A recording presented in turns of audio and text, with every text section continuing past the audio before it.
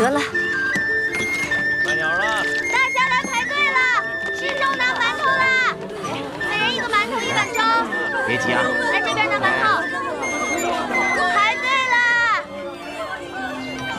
来，自己拿啊，拿好，拿着小心烫，小心点啊。拿着，每个人都有份儿啊，不要急。来，拿好。给。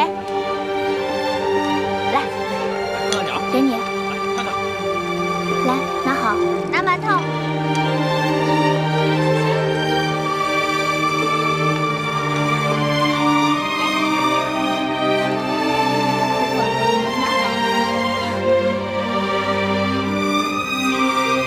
拿好了啊。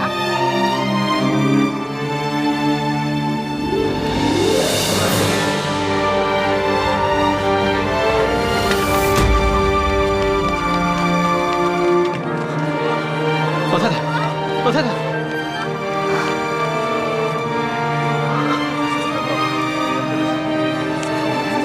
怎么样？人已经没了。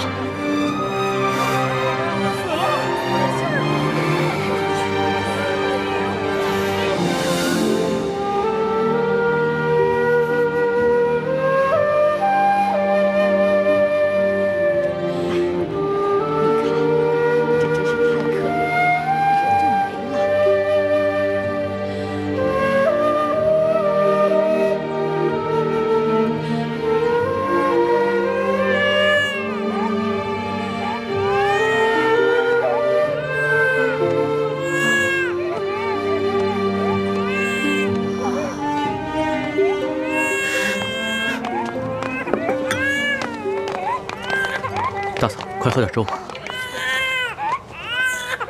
大嫂，这孩子怎么一直哭啊？是不是饿了？你快喂他喝点奶吧。哪里还有奶？我已经3天没吃东西了。不哭了，你爹跟哥哥姐姐们都已经饿死了，到不了多久，说不定我们一家子就可以团聚了。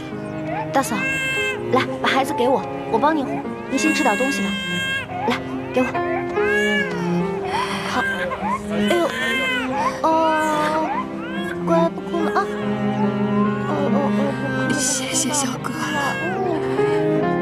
大嫂，粥太烫了，先吃个馒头吧。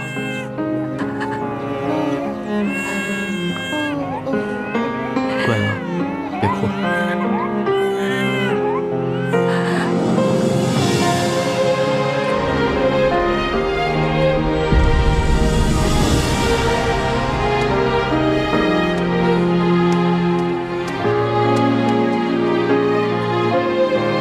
大嫂，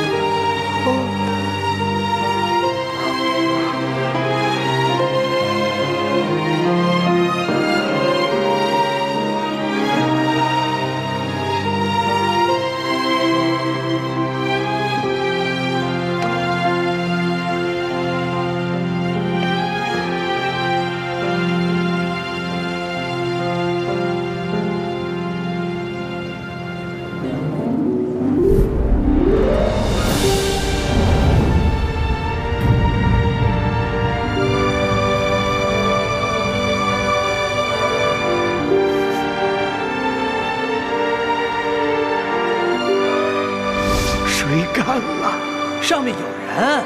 交钱吧。哎，拿下！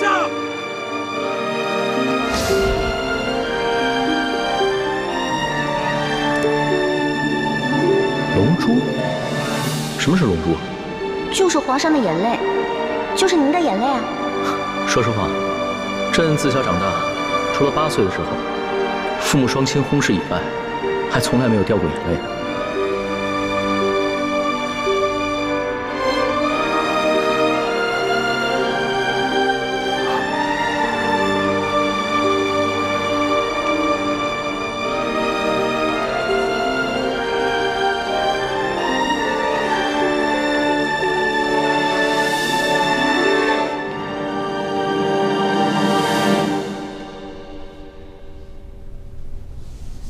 让管家找个奶娘，好好把她养着，好好把她抚养成人。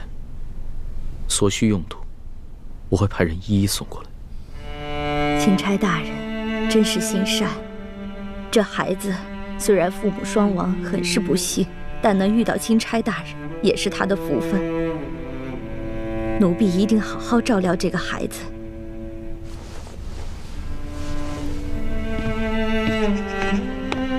这索大人还得有10日才能把兵给调回来，每迟上1日，不知道饿死多少人，酿成多少人间悲剧了。据我打探的消息，现在每天都有成百上千的灾民涌进太原城，每天都要饿死好几10个。官府来不及掩埋尸体，只能把尸体集中到城外，一把火烧了。龙小弟，我们真的还要再等上10日吗？这10日不知道饿死多少人了。要不然这样吧，我们干脆一不做二不休，我们去把那些私吞的官银官粮全都劫出来，发给老百姓。环妹，大清律例，抢劫官银官粮可是死罪，诛九族的。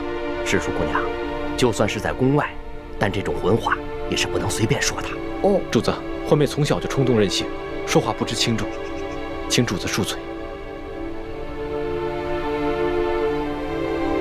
今儿个我也冲动任性一回，去把刘德昭他们私吞的官银官粮劫出来。当真？你这个皇上带头抢劫官府啊？对，但是我们要想一个万全的计策，不劫则已，一劫必中。你放心吧，这事儿我大哥最在行，我大哥一劫绝对成功。环妹，其实一欢不说我也知道，你们两兄妹以前闯江湖的时候，必定做过很多违法乱纪之事。你都跟主子瞎说什么了？我没说，他自己瞎猜的。李太医，你不必急着否认，也不必埋怨一欢。对于你们过往所犯之事，我今日就金口玉言，赦了你们。多谢主子恩典。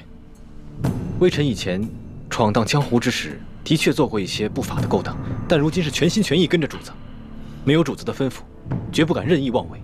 从现在开始，你的心中不必再有包袱，只管好好的给我谋划谋划，怎么样顺利的劫出银两，救助百姓。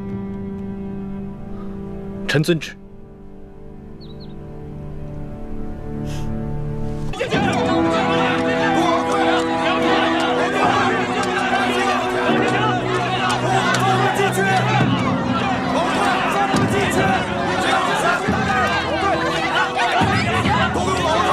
你们这群刁民不要命了吗？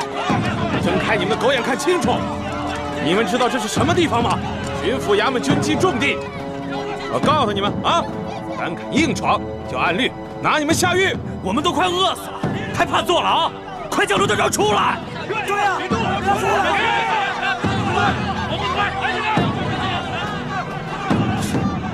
一欢呢？他呀，准是仗着自己轻功好，溜进府衙打探消息去了。这个丫头，真是不让人省心。你带人去找找，别出什么意外。好。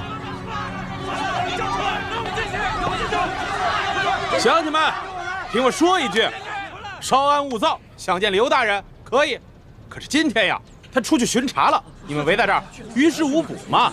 要是再不出来，我们可就冲进去了。对，冲进去，冲进去！王队，我不想活了是吧？王队，我看谁敢上来？给我拦住！王队，嘘，拦住！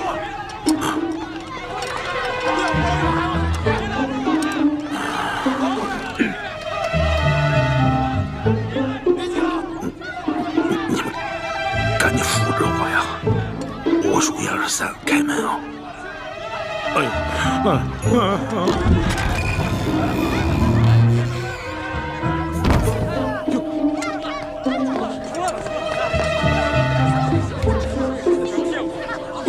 乡亲们，你们不是要见刘大人吗？刘大人来了！我告诉大家啊，今儿个天没亮，刘大人就去巡查几个受灾最严重的县，到现在呀，米水未进。大家看看，一脸菜色，啊！都饿瘦了。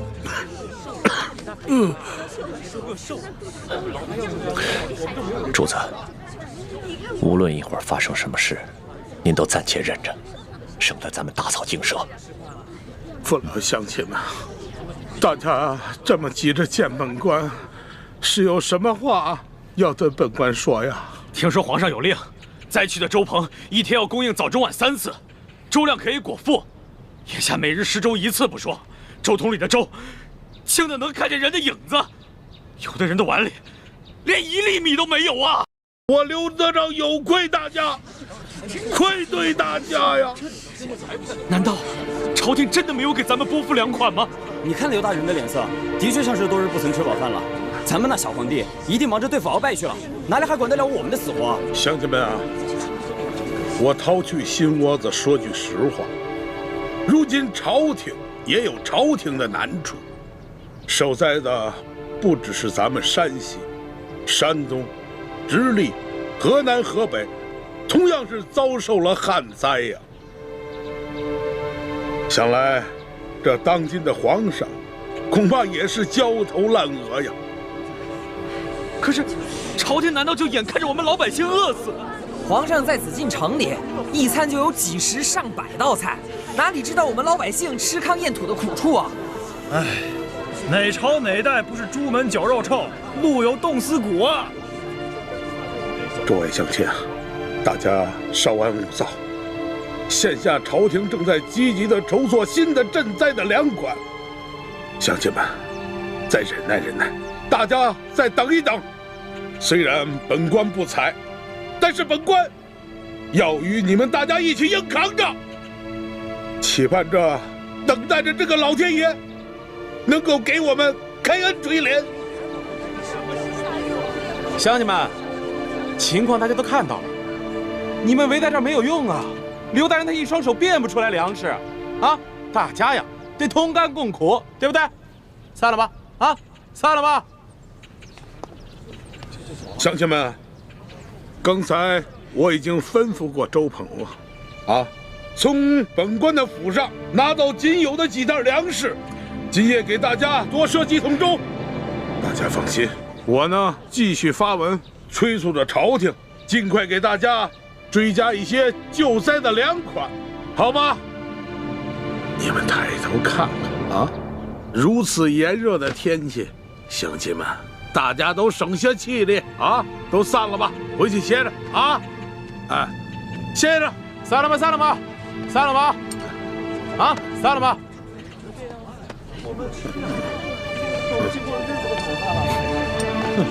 哎呦啊！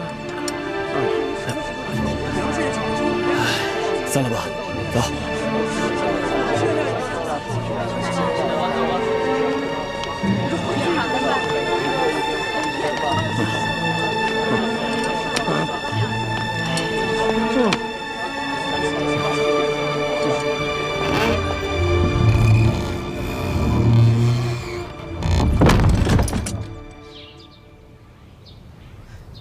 哎，文心啊，这刘德昭上的折子上面写的是8万6，哎，6万8千。韦主子，是6万8600公顷。啊，对对对，是这个数字。那受灾人口是？受灾人口是23万4千人。对啊，我让索额图按照每人2两银子1担米的数额发放粮款，还增加了额外应对特殊情况的粮钱，一共是文银50万两，粮食30万担。文心，你的记性很好啊！啊，那日臣妾陪皇上在御书房下棋，皇上突然接到刘德昭的奏折，就随口念了出来，臣妾也就无意间记下了。没想到你还有这过目不忘的本事啊！臣妾别无所长，唯有这巧记之功，还算拿得出手。但愿能为皇上效力。这刘德昭上报的灾情数字，比我此次出巡实地考察的数字多出了1倍。我是按照他上报的数字核发了救灾钱粮，就算他们层层截留，就算他们截留一半，那剩下的钱粮也应该足够灾民们对付到下一个收获季。可情况为什么会这样呢？也许刘德昭他们截留了不止一半呢。可我看刘德昭那一脸菜色的样子，可不是我想象中贪婪无度的样子呀。龙小弟，你上当了。主子，真是画虎画皮难画骨，知人知面不知心呢。我们悄悄潜入了他的府邸，不去当戏子，真是浪费了他的表演天分。你别急，慢慢说。他一进府，完全变了个人。快，老爷，哎，赶紧坐下，坐下。哎呦呦呦！哎呀，热死老爷了！别站着了，赶紧给摁。哎呀，热坏了吧？怎么样？这些刁民都散了。散了。哼，这些刁民虽然说是刁蛮，但是也好糊弄。也亏你想得出来，用这菜汁敷面，这效果比我说多少话都管用。见老爷都一脸菜色，那些刁民自然也不好再为难老爷了。这回去埋怨朝廷赈灾不利。想老爷了吧？那是。来，让老爷香一个。哎呦，老爷，这菜汁弄我一脸。这样，我先给老爷洗洗脸啊。洗脸，洗完了脸再香香。这西瓜怎么了？特意给你冰这个。这个刘德昭，连他小老婆房间里都是冰块。哎，据听说他府里的冰窖比他整个府还要大，冬天藏的冰块够他们用整个夏天了。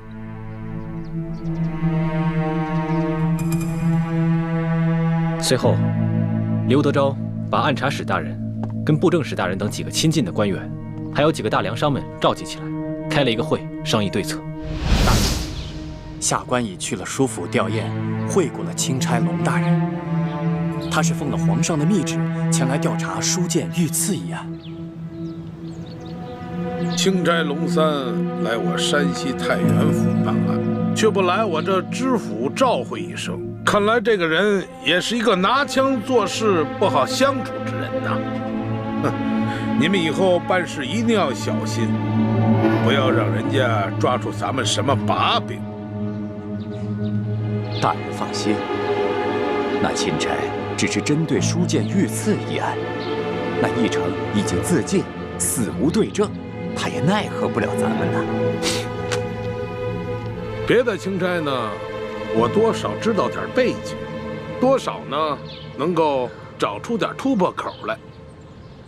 唯独这个钦差龙三，我从未听说过。我这心里着实还有些不踏实。大人放心，我等已发动京城的所有关系来打探这个龙大人的背景了。像这种从来没听说过的钦差，多半是寒门出身，说不定啊是从什么偏远的地方提上来的。别看他表面一本正经，其实这个时候正是如饥似渴啊！大不了咱们多多破费，把他喂饱了就是了嘛。就是啊。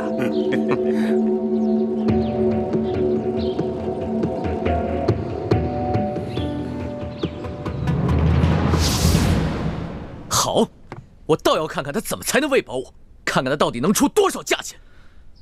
他们这些人在如何对付钦差方面，显然是经验丰富的。他们对于主子的到来有所警惕，但并不十分在意。很快就转移了话题，开始商讨继续哄抬粮价，用赈灾的粮食再狠捞一笔，同时上旨夸大旱情，向朝廷索要更多的赈灾粮款。对于那些带头闹事的灾民，则派人暗杀。对了，他的小舅子裘贵也在其中，说是圈地任务已经完成了，杨怀村那块地，如今已经是刘家的产业了。这样，我要以钦差大臣龙三的名义去见刘德昭，让他放银放粮。主子，您切莫冲动啊！您手里那道圣旨写得清清楚楚的，您来这趟就只是调查舒总兵遇刺一案，可没说让您插手山西的政务啊。而且，刘德昭他们早就把赈灾的粮款从官仓中转移了，到时候他带着主子去空空的粮仓银库转一圈，推说那些粮款早已发放完毕了，主子又能奈何？那我就让他交出已经核发粮款的账册。哎呀，可是主子，您这手里没有圣旨，越权插手地方政务，刘德昭他根本不会买您的账，不可能交出账册来的。刘德昭要伪造账册也容易，到底有多少灾民？这些灾民姓氏名谁，家住何处？难道主子还有功夫一一去查验吗？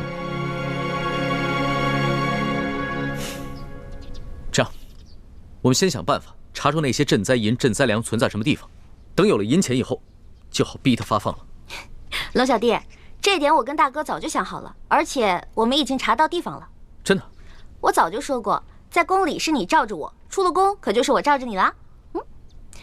据说这个刘德昭的小舅子裘贵是太原府最大的粮商，所以一等他们开完会，我们就偷偷的跟踪他来。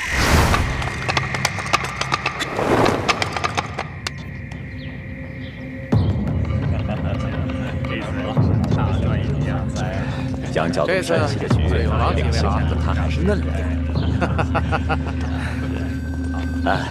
诸位留步，请留步。两位大人，请了，请了。各位，请了。告辞，告辞。哎呀，老天爷眷顾啊！这场旱灾来的可真是时候啊！哎，哥儿几个，改日咱们得去庙里啊，上柱头香，求菩萨保佑，每年都来这么一回。华月楼，我请。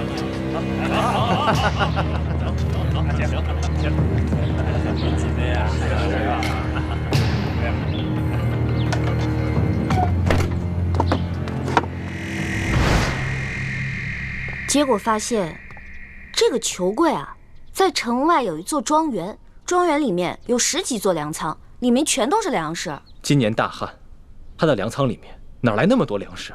还不都是朝廷调拨的赈灾粮？而且，我们在他的庄园里面还发现了一处银库，库中堆满了白花花的银两，都是5两一锭的官银。你们都不知道，那里面的耗子都比正常的猫大，糟蹋多少粮食啊！那个刘德昭不就是一只硕鼠吗？这样，咱们带着那些灾民到那个裘贵的庄园去，让灾民看到那些赈灾银、赈灾粮，我看刘德昭怎么解释。主子，在这个时候，万万不可与刘德昭发生正面冲突啊！刘德昭敢暗杀那些带头闹事的灾民，我就不信他还敢暗杀我这个钦差大臣龙三不成。皇上，你也知道您现在的身份只是个钦差大臣龙三啊，可是钦差大臣做事情哪有这么鲁莽的？有了事情不先和当地官府通气，反而要带着饥民去闹事，这刘德昭何须再需要借口暗杀？他直接就可以明着调兵遣将，把我们都给镇压了。到时候，他可以以钦差大臣带着灾民闹事的借口，把您押送回京城，说不定半路上他暗中派人假扮盗匪，把主子您给害了。这不怕1万，就怕万一呀！是啊，主子，左大人说的对，这太原不比京城，这些地方的官也不比京官，您还是不要抛头露面的好。皇上，主子，其实我们大可以不必露面，只需暗中把消息泄露给灾民即可。是我一时冲动了。虽然我不宜露面，但是我真的很想看看这个刘德昭到底是怎么应付这些灾民的。好吧，包在我身上，保准别人认不出你。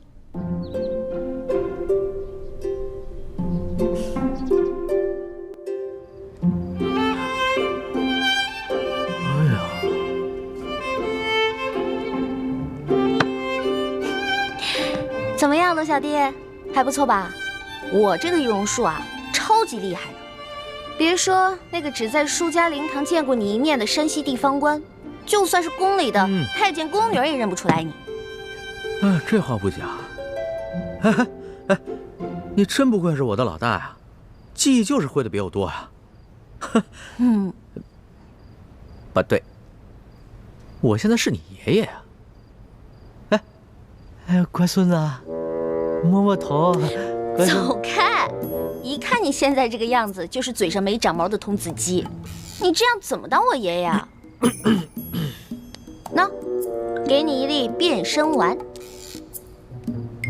保你在12时辰之内改变声音。不过我这个变声丸很贵的，一粒丸差不多得要1两银子。什么？不是1两银子？你还当我是不知柴米油盐的笨皇帝啊？不是你告诉我，他用了什么材料？1两银子值吗？哇，龙小弟变聪明了，都骗不了你了啊！老大，你以后要想当这个仙商啊，难喽。真是个小气的皇帝。不过比起以前，大手大脚的样子，我更喜欢你现在这样。真的？嗯，真的。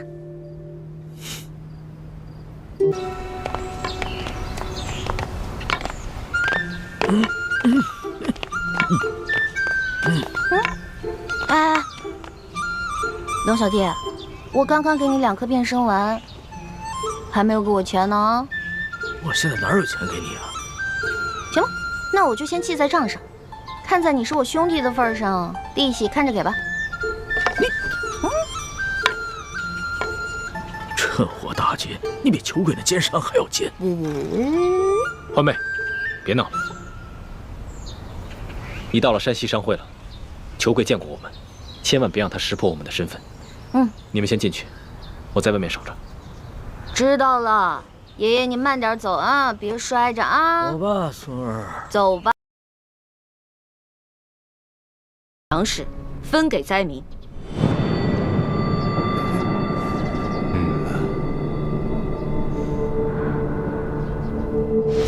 我已经查探明白了，裘贵和整个山西粮商手里，大约囤着20多万担粮食。朝廷调拨的30万担赈灾粮，真正分到灾民手里的，不到1/3，剩下的2/3都被他们官商勾结，给私吞了。所以这20多万担粮食，也得等索大人调兵回来，把刘德昭抓住以后，再发给灾民。目前我们就先结一部分发给灾民，让他们支撑到索大人回来以后就行了。眼下城中有1万灾民，离索额图调兵回来之日还有10日左右。若每日每人按1升粮食算的话，10日便是1斗，1万灾民就是1万斗，折合下来便是1000担粮。1000担相当于12万5千斤。我跟易欢再加上随行的侍卫，无论如何也没办法在这么短的时间内把这么多的粮食从裘贵的庄园里偷运出来，所以就只剩下一个办法。什么办法？论到这种勾当，你们兄妹俩肯定比我这个当皇帝的有经验多了。龙小弟，你这句话里有骨头，话里有话啊。咱们先说好了，之前的事呢，你要既往不咎。这次的事是我们奉旨行事，你不许秋后算账。我自然是开玩笑的。我金口玉言说过的话，岂会反悔？什么办法？快说吧。既然不能偷，也没有办法从外地运过来，那么就只剩下一个法子：买。嗨，老板，您有这份善心，那是大喜事啊！裘某和兄弟们也都敬佩得很，对吧？是啊。只是，您祖孙2位可知现在山西粮价的行情吗？每斗米2000钱，1担米呢20两银子，所以这1000担米就是2万两银子。我说对了吗？如今太原的粮价被哄抬到了每斗2000钱，折合成银子就是2两，10斗为1担，那么每1担粮食就需要银子20两，1000担粮食就需要银子2万两。哎，我们从宫里带出来的还有多少银子？刚开始的时候是挺多的，不过一路上被你东送一下西捐一下的，现在也剩的不多了。那我的那些随身之物呢？全都当了，总能值2万两吧？我的龙小弟，我们是微服私访，怕露出破绽，一切贵重的东西都没怎么带。只有我跟丽嫔娘娘带了一些贵重的金银首饰，但是刨除一眼就能看出是宫里的金银首饰以外，其他的能典当的也只有2000两。那你的意思是，我们还差18000两啊？18000两哪够啊？灾民们不能吃生米吧？柴米油盐可都需要钱，就算一个人发1两的话，那还少1万两左右。那也就是说，我们还差28000两啊？对，28000两。朝廷调拨的50万两赈灾银，真正分到灾民手里的不足20万两，剩下的都被刘德昭和地方官员给私吞了。光刘德昭一个人就侵吞了10万两，其中有5万两在裘贵的庄园里面。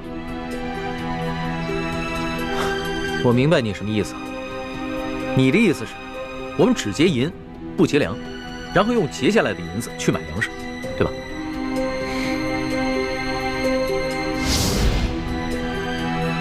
嗨，老板，裘某还要问一句：你真愿意花2万两银子给那些灾民吗？没错，只要能治好我爷爷的病，再多的钱我都愿意出。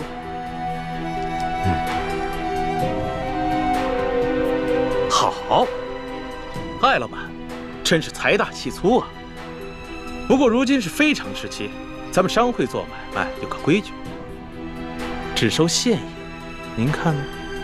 孙儿啊，这裘老板是不相信咱们艾家的实力，把咱们带的现银拿上来给他瞧瞧。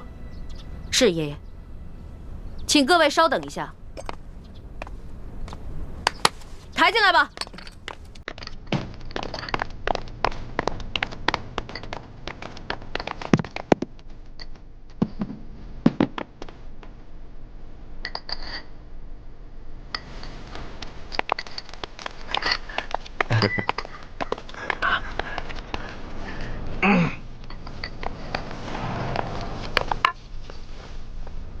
这里是2000定银，明天早上，在这个地方，一手交钱一手交粮，如何呀？好，艾老板，性情中人，快人快语啊！那咱们可就一言为定了，击掌为凭。这艾老板的为人真是爽快啊！是啊，来人，送艾老板。就喜欢跟这样的人做生意啊！对，没错。哎呀，龙小弟，你知道吗？为了凑够那2000两定金，我跟丽萍娘娘把自己所有值钱的金银首饰全都给当了，还有我的一个金镯子呢。放心吧，等锁头回来以后，你当的那些首饰全部完璧归赵，少了一件，你唯我是问。光完璧归赵可不行，我得加上利息呢。行，反正我这个竹杠最好敲。当然了，你就是个大竹杠，棒棒棒！欢妹，别闹了，让主子先回房间休息吧。咱们还得去和侍卫兄弟们商量一下今晚的行动计划。昨晚已经打草惊蛇了，裘贵一定加强了对庄园的守卫，我们需要做好万全之策。不用了，我不累。我跟你们一起好好谋划谋划。今天晚上啊，这个行动我一起参与。陆小弟，你之前不是开玩笑啊？你真的要跟我们一起打劫官府啊？你可是皇上。我看起来很像开玩笑的样子吗？皇上，这样太危险了。危险？我自幼父母双亡，8岁登基，哪一天不是在危险之中度过的？就像上次擒拿鳌拜一样，那不也是在冒险吗？其实我跟你们一样，也渴望冒险，渴望刺激，只不过身在禁宫不得自由罢了。再说了，这回可能是我这辈子唯一一次当侠盗的机会，我可不能就这么错过。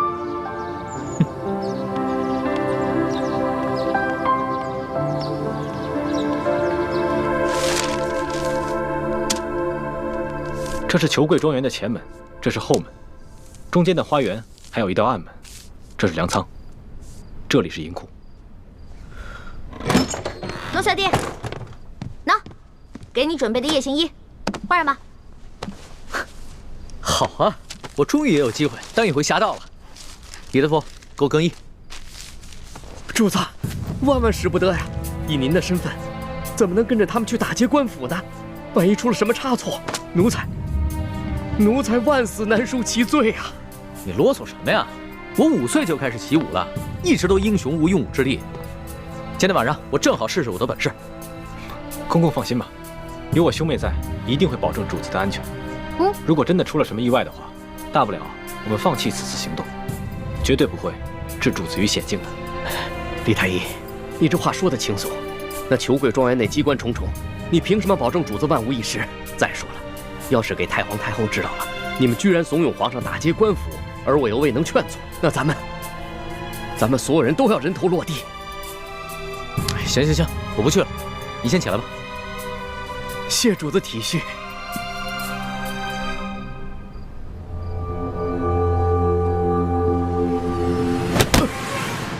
得罪了李公公。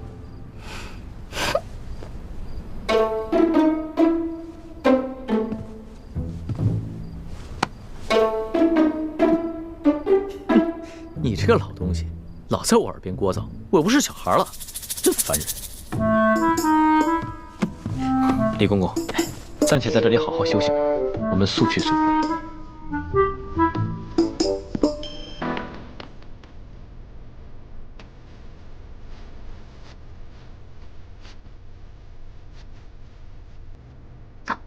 小心。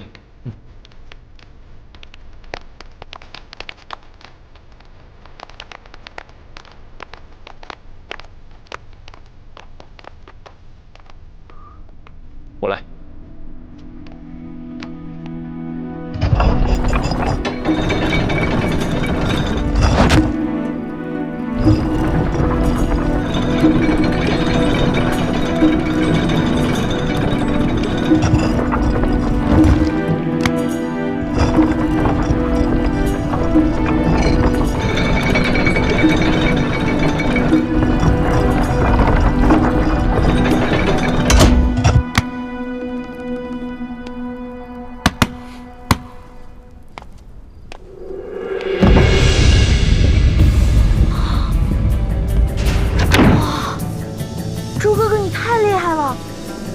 全都搞定了。你呀，以前上课老是偷懒，现在知道自己学艺不精了。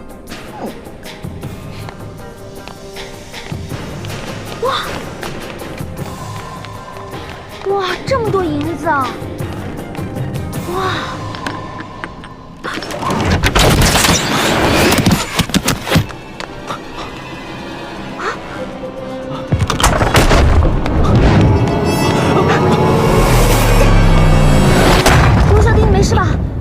我没事，幸亏你反应快，不然我现在只怕朱哥哥，对不起，刚刚都是我大意了。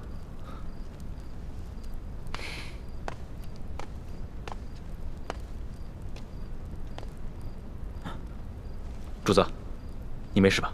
啊，我没事，没事，没事就好。你先通知外面的侍卫兄弟进来搬银子，我再检查一下，看还有没有什么别的机关。注意安全。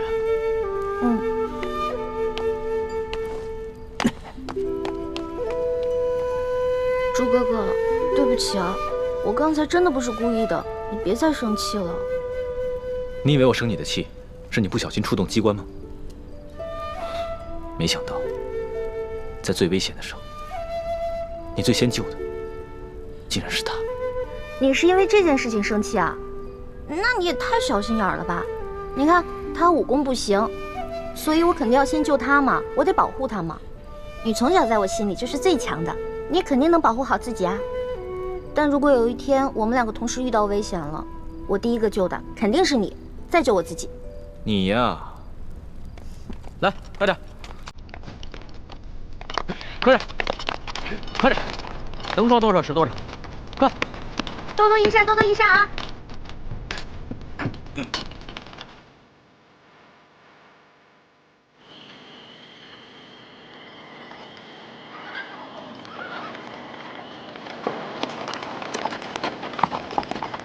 痛快，真是太痛快了！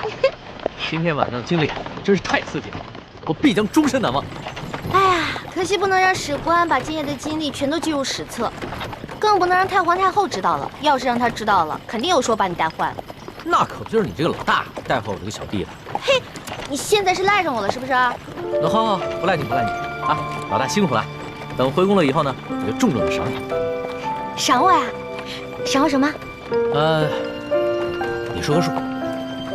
你现在跟以前不一样了，我也不能狮子大开口。500两，300两，200两成交。你越来越小气了，你不会赖账吧？我发誓，绝不赖账。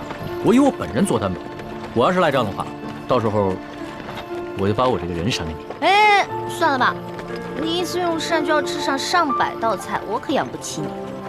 如果你要赖账的话，我自认倒霉呗。李太医啊，今天晚上真是辛苦你了。我真是没想到，身边还有你这样一个全才，不仅医术好，武功好，还懂得机关阵法，懂谋略。让你做一个太医啊，实在是太委屈了。等回了宫以后，我一定好好提拔你。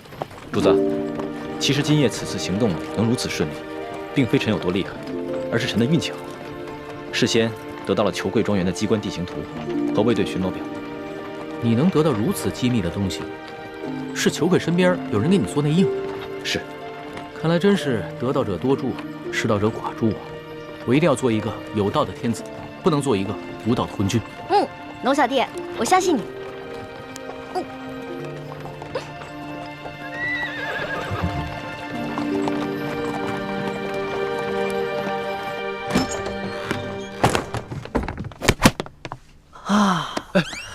李公公得罪了。主子，你终于平安回来了。你要是再不回来，奴才也要吓死了。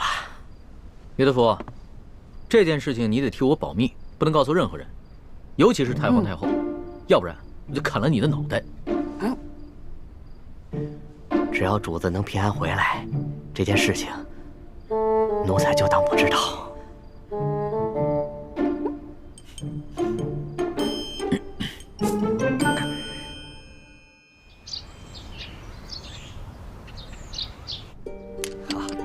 艾老板真是一个爽快之人啊！这下没问题，又财大气粗啊！哎，这下也没问题，对，说没错。艾老板大手好。老爷，银子都验过了，都是成色十足的官银。好，艾老板，真是诚信之人呐！我们商会已经准备好了1000担粮食，就在码头仓库里。如今银子已经交割完毕了，可以放粮了吧？那是自然啊，去，带着艾老板的手下到码头交割一下啊。是，好的。跟我来，请，这边请。哎呀，艾老板，真是大善呐！您行此善事，上苍必定眷顾，此次劫难一定可以安然度过。裘某在此，先祝愿艾老板早日康复了。多谢裘老板吉言。我在府上已经设下了酒席，艾老板，上个光，也让裘某尽一尽地主之谊吧。好说好说，倒是让裘老板破费了。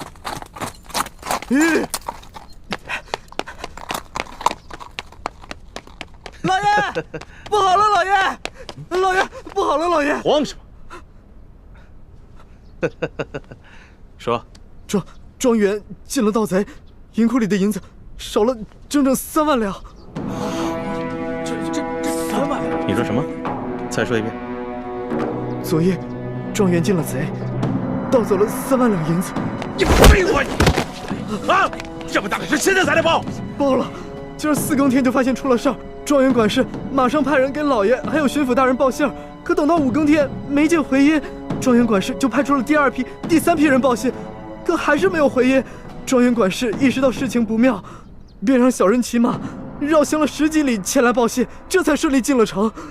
哎呀，这怎么这么不小心呢？怎么回事啊？这是怎么会出现这样的事情？艾老板，我那几批送信的人，不会是让你的人给劫了吧？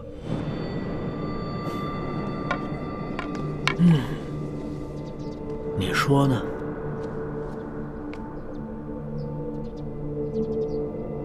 这么说，这批银子是从我庄子上劫的了？你说呢？你真是吃了雄心豹子胆了！去，把这件事报告给巡抚大人。是，来人，把他给我拿下！把他们抓！别嚎了，你外面那几条狗早就被我大哥解决掉了，嚎也没用了。你。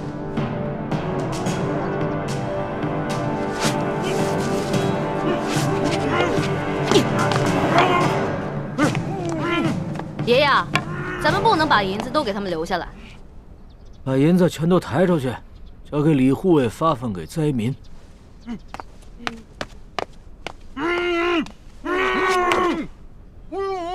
走吧，松儿。等一下。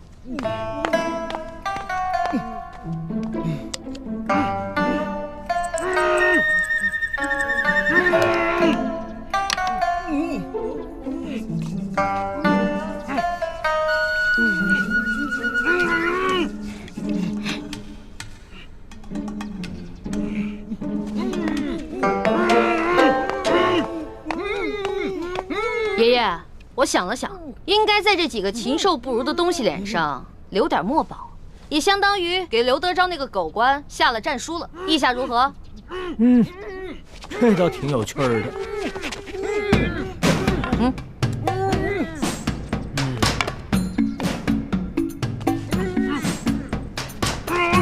别动！再动的话，拿刀在你们脸上刻字了啊！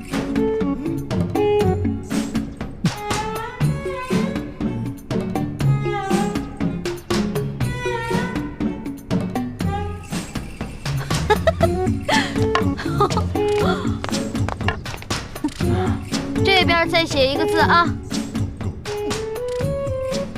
都给我老老实实待着。好了。不错不错，写完了。行了行了，别鬼叫了。知道我爷爷是谁吗？告诉你们，我爷爷的字那可是价值连城的，最好在你们脸上永远不要洗掉。给你们还有刘德昭敲个警钟，知道吗？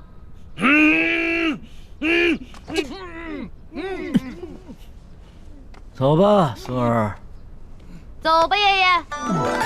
慢点啊，爷爷。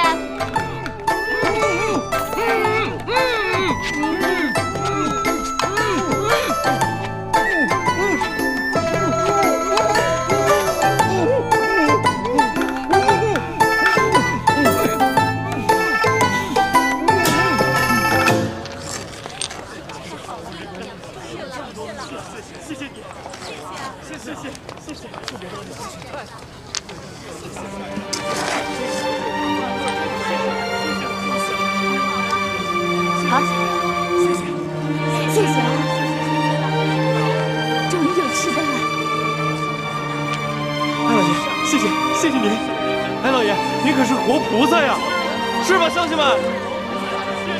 各位不必谢我，其实我也是皇上指派下来赈灾的。你们手上拿的粮食和银两，全都是朝廷调拨的赈灾银和赈灾粮。接下来，朝廷还会有更多的赈灾计划，帮大家重建家园，度过灾年。谢谢皇上，谢谢大家。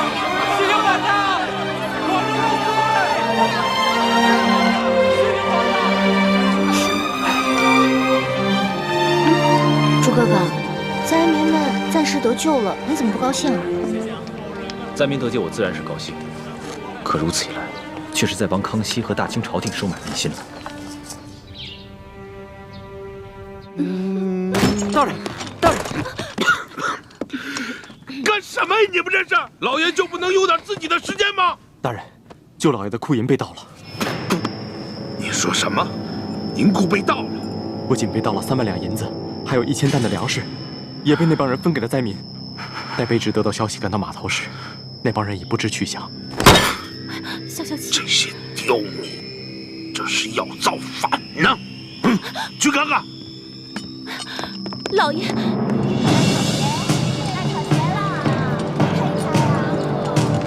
闪开！闪开！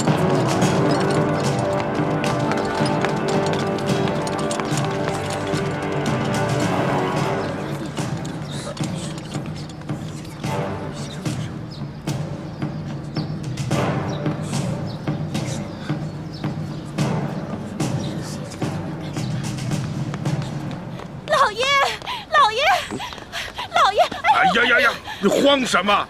老爷好着呢，小心你肚子里的孩子，慢慢说。棍儿和那几个商人被人给绑了。啊！看看去。走。棍儿啊！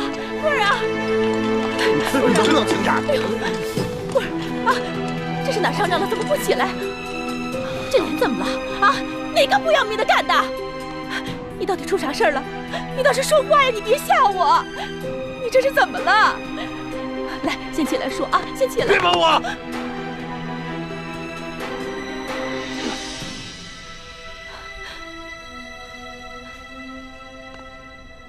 棍儿啊，怎么回事？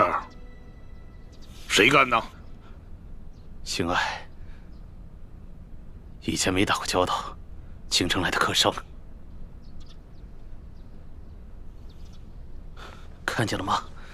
看见我的脸了吗？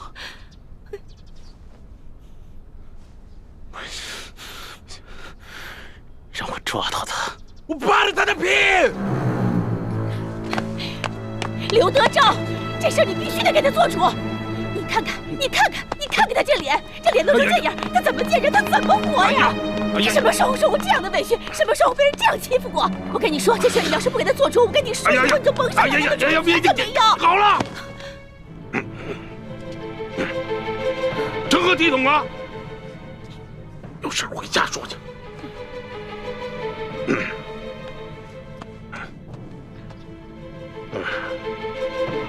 这真是的，吃了雄心豹子胆，居然敢在我小舅子头上动土啊！若是让本官抓住，非得给他碎尸万段了，扒了他的皮，给我喂狗去！你听见没有？这喂狗！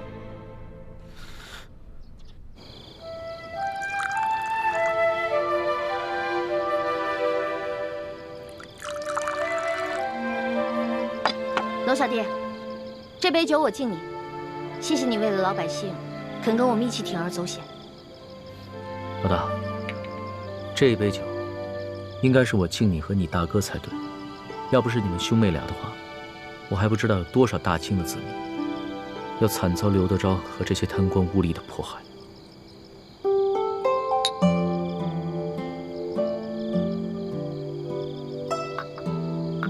我现在一想到刘德昭跟裘贵那副嘴脸，肯定十分狼狈，我就觉得特别好笑。可是我笑不出来。这次出巡以来，我见到了太多平常在宫里连想都不敢想的事情。我在想，如果我们大清的官员每一个都如此贪赃枉法的话，那我们大清的江山还能长久？看到那些灾民受到一点点赈济的银两就三呼万岁，说实话，我很震撼，也很惭愧。我们大清的百姓是多么的善良，对官府的要求是多么的低微，而我们这些身居高位的人是多么的失职。娄小弟，为了刚才你说的这番话，我再敬你一杯。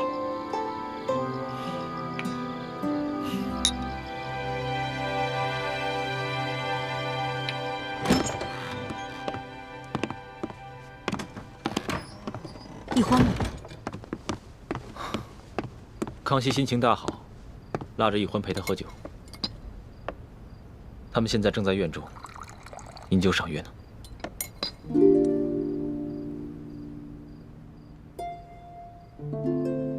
大师兄，小师妹跟我一样，都是为了光复大明的大业，你千万别介意。我知道，我会克制我自己的。太子，其实这次的行动我是一直不同意的，但是你却一意孤行。一来你们出生入死，倒是帮康熙收买了民心；二来，你在康熙面前暴露的太多了。虽然康熙表面上嘉奖于你，但是内心也难免不会对你和易欢起疑心啊。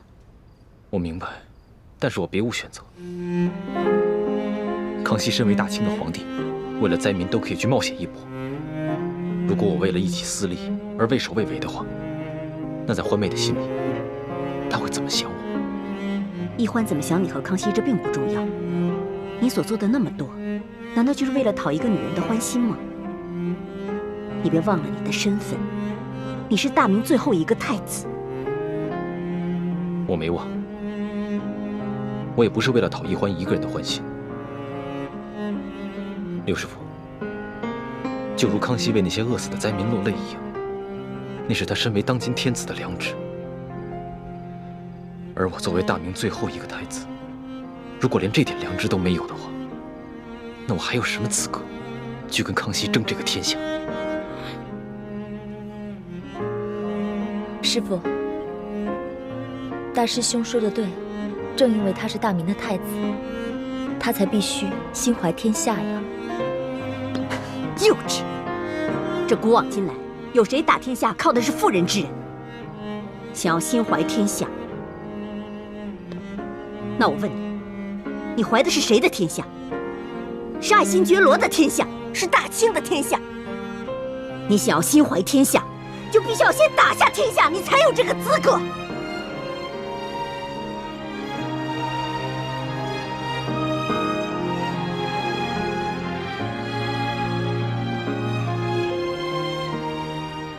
六师傅说的是，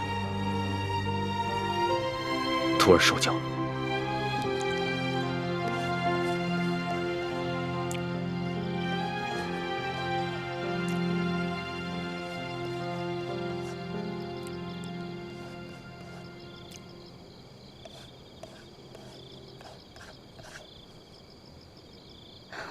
龙小弟，你可认得此字？这不就是龙字吗？那你可知此字何意？老大，你是要考小弟的学识吗？那小弟可能会比老大你强上那么一点点。这龙字啊，本意是指能带来雨水的神物，在此呢，则既指春天的雷雨。耳者闻也，而与龙联合起来，表示耳朵听到春雷声。本意指这个年老耳背的农夫啊，平常无法与人交流，但在春分时节，他能听到春雷响声，便知道该下地播种了。后来慢慢变成现在的意思，指称别人耳背的毛病。龙小弟，若论这番学识，我自然是不如你。但是今天我想给你讲另外一层意思。你看这个龙字，是龙跟耳结成的，这个龙指天子，意思就是说，其实天子的耳朵只是个摆设，民间的疾苦是听不到的。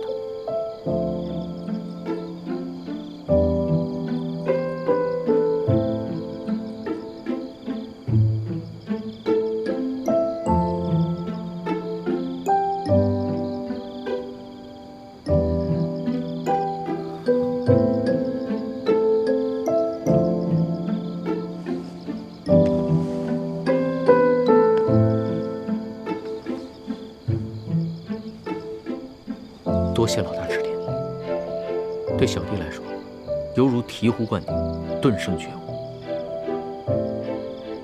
此次出巡以来，我这双耳朵总算是打开了。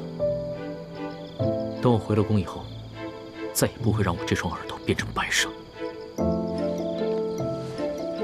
龙小弟，一言为定。为了你这句话啊，我再敬你一杯。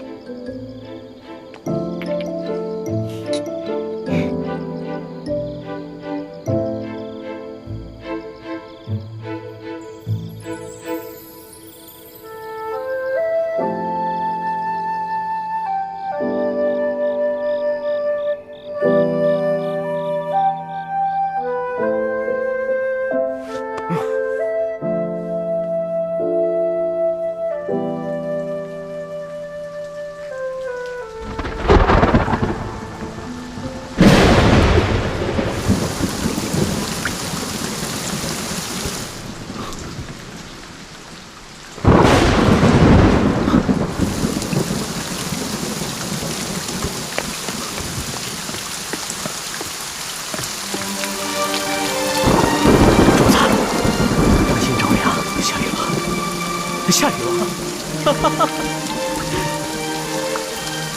最近雨势还挺大。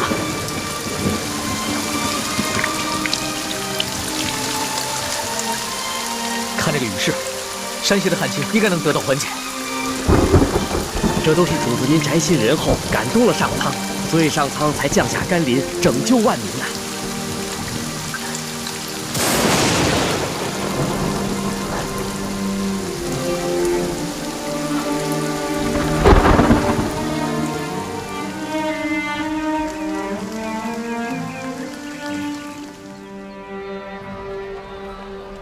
想不到这场雨一下就是3天，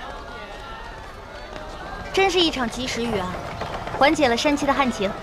这场雨虽然缓解了旱情，但是错过了播种的季节，灾民们仍然需要救济。我知道，我会让朝廷继续赈灾，让灾民们平安度日，直到下一个收获季。龙小弟，看来你这双聋耳真的打开了，能听见民间疾苦了。主子，咱们还是少在外面走动吧。前些日子发生那么大动静，一定会惊动官府。索大人出去调兵，不知道什么时候才能回来。万一在这个时候发生什么意外的话，那可不得了。我想看一看刘德昭他们会如何行动。再说了，那日我们都易容了，他们认不出来。就是嘛，你要对我的易容术充满信心。主子，你看现在街道上，这个灾民比以前少了很多，多半是他们领到了钱粮，又看到旱情得到了缓解，所以都回家去了。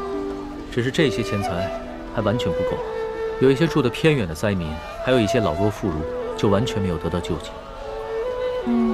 主子，像那样的行动，可一不可再，还是等索大人调兵回来，拿下刘德昭这个贪官，再安排可靠的官员，严格执行朝廷的赈灾计划，才是长远之计。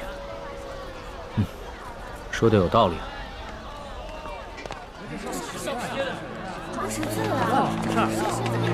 我跟你们说，听说前些天有人在码头上给灾民们分粮分银。哎，龙小弟，咱们都成了官府通缉的江洋大盗了。怎么会像是铁匪呢？活菩萨呀！是呀，哪怕是活菩萨，现在都4全难保了。这劫了官粮官银，可都是杀头的罪啊！是啊，就咱们老百姓最可怜了。逆来顺受是个死，这官逼民反还是个死啊！你说他们这些好人都被抓了，多好的事儿，太可怜分粮了。咱们老百姓真没有活路了。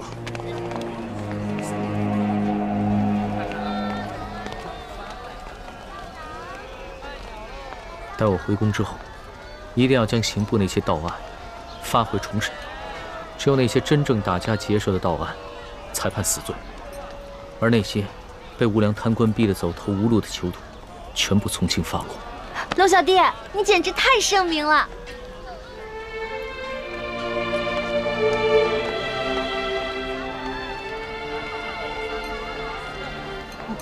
怎么了？他不过是随口一说，你还当真了？你就这么容易被他感动？你不信他说的吗？我觉得这次来山西对他感触挺深的，他刚才说的都是真心话。只怕他的真心，不过是一时头脑发热。你别看他现在义愤填膺，对官逼民反的百姓充满了同情，但只要回到了紫禁城，他的心境和立场立马就不一样了。到那个时候，他最先考虑的是如何维护朝廷的权威和自己的龙椅，而不是百姓的疾苦。朱哥哥，你这么一说，我心里怎么那么失落跟害怕呀？环梅，我知道你对康熙充满了幻想，但将来你就会慢慢明白，他绝对不可能是你想象中的那个样子。让开，让开！官爷，求你再仔细看看这画像，和老朽只是略有几分相似。闪开，闪开，闪开！这3个人看上去跟老实巴交的，哪有胆量去劫官粮官银啊？就是啊，看他那个小身板，个个瘦的跟皮包骨头似的，就算有那个贼胆，也没那个能耐呀。行，这3位活菩萨神龙见首不见尾，给灾民发放完钱粮之后就消失得无影无踪，肯定是有来历的高人啊！就这帮饭桶，只知道欺压老百姓，他们哪有本事去抓人呢？就是啊。还不是只能找几只替罪羊上去交差呀？可是这3个人只是跟通缉的要犯长得有点像，当官的无凭无据的，能随便判人死刑啊？要证据还不简单吗？这帮官老爷哪个不是无中生有、栽赃陷害的能手啊？这可是死罪，这犯人不认罪，当官的他也能硬判啊？嗨，只要进了公堂，还由不得你不认罪啊！3步之下，何共不可？对，到了秋后，3颗人头落地，这案子就了结了，官老爷又可以高枕无忧了。走，咱们去看看，看看巡抚大人看看去，看看去。对，走。龙小弟，怎么办啊？他们不会真把无辜的百姓屈打成招吧？咱们也跟上看看去。也不知道要怎么审。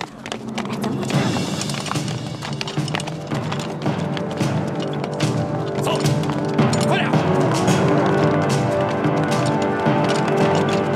跪下！让开！主子，现在怎么办？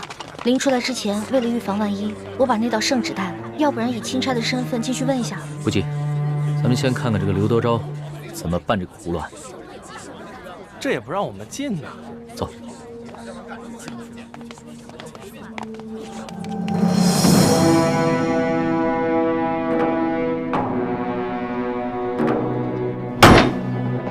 王13、胡二狗、谢大牛，你们说你们并未劫粮劫银，可是为什么从你们家中搜出了失窃的官银跟粮食？讲！大人呐，小老儿实属冤枉啊！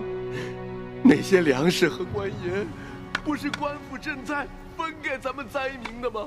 那爷在码头娶了好些个灾民，每人都分到了1斗粮食和1锭银子啊！大人，大人，小人更冤枉啊！那夜小人听说有活菩萨要在码头上给灾民们分钱分粮，本想赶着去的，不料小人的娘子摔了一跤，把怀了3个月的孩子划掉了。等小人安顿好娘子，赶到码头，银子和粮食早就分光了，活菩萨也不知去了哪里。小人的家中穷的只剩下4面墙了，也不知差爷们怎会在家中搜出这些粮食和1锭银子来。大人，大人，小人冤枉的。小人那日夜里在家照顾病重的老娘，赶去码头也去得晚了，什么都没分到。哦，今早有人拿着画像在小人家门口望了几眼，问了小人几句话，随后那人便送了小人1袋粮食和1锭银子。小人正感激不尽，赶紧去给我那快饿死的老娘熬粥，谁想到还没等到粥熟呢，这时就来了几个捕快大人，硬说小人是盗抢官粮官银的贼啊！大人，小人实在是冤枉。我算看出来了，他们是拿着画像对比，看谁长得像就抓起来栽赃。小人冤枉，大人！大人要明察呀！大人明察！大胆的刁民，你们竟敢诬陷本府的公差！来呀，传证人！带证人！这架势，我看着都害怕，何况寻常老百姓呢？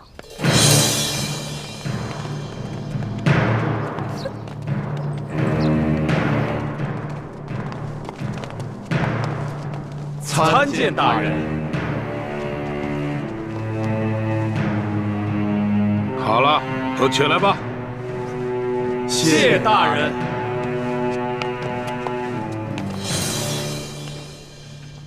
主子，他们脸上那些墨汁啊，是我之前加过药的。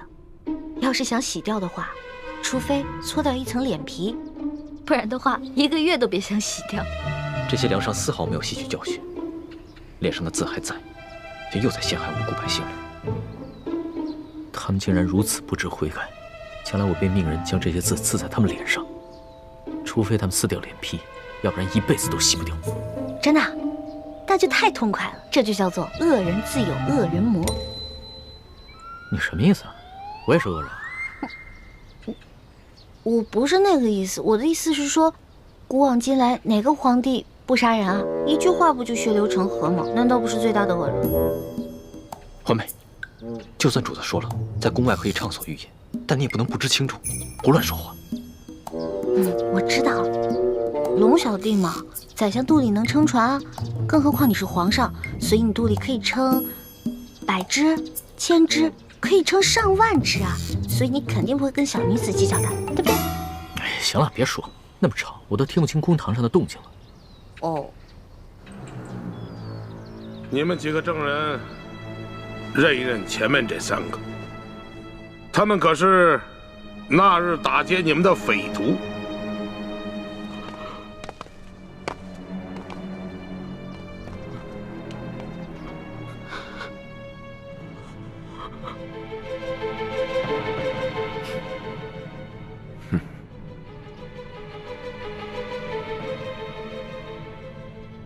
没错，大人，就是他们。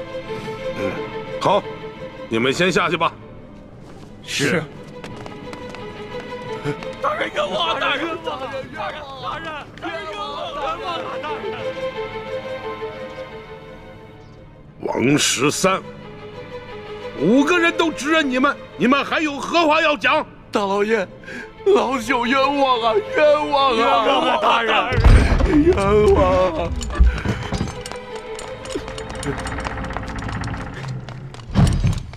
大人，这是我等从那3人家中搜出的迷药。这些迷药和米道府中守卫的那些完全一样。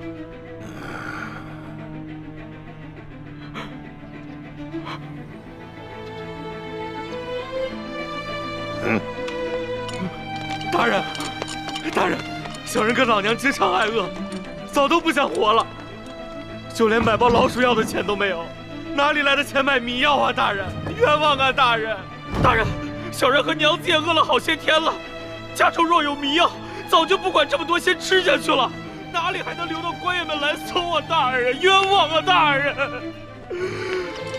大人，大人，卑职刚刚在高级药铺调查到，王13前些日子曾去药铺买过药材，这些药材正好可以配出强效迷药。这是高级药铺掌柜高老师的书证，大人请过目。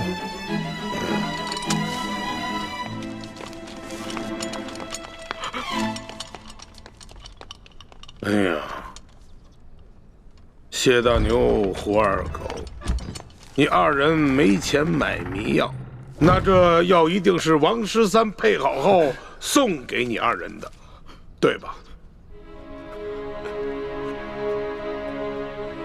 冤枉啊！大人，冤枉啊！大人，小人根本就不认识什么王13啊！大人，是啊，小人到现在都不知道您说的王13是谁啊！大人，冤枉啊！大人，大人，冤枉啊！大人，老爷，小老儿前些时日确实到高级药铺买过药，只是想配一些迷药药兔子，怎敢拿这些药去药人呢？大老爷，更不曾把这些药分给2个不认识的人呢，大老爷。真没想到，他们连相关的伪证都做好了，看这手法，简直是轻车熟路。看来他们早就商量好了，如果找不到我们3个，就要拿这3个无辜的百姓顶罪。你们这些个刁民啊，人证物证俱在，还敢抵赖？冤枉啊！大人，冤枉！还不赶紧给我速速的招来！你们是如何勾结江洋大盗，盗取府库官银的？大人，小民冤枉啊！明察呀，大人！一群刁民，刁民！事到如今还敢喊冤？好，来人呐，每人重打30大板！看你们还敢嘴硬！打！冤枉啊！大人，冤枉啊！大人，冤枉啊！大人！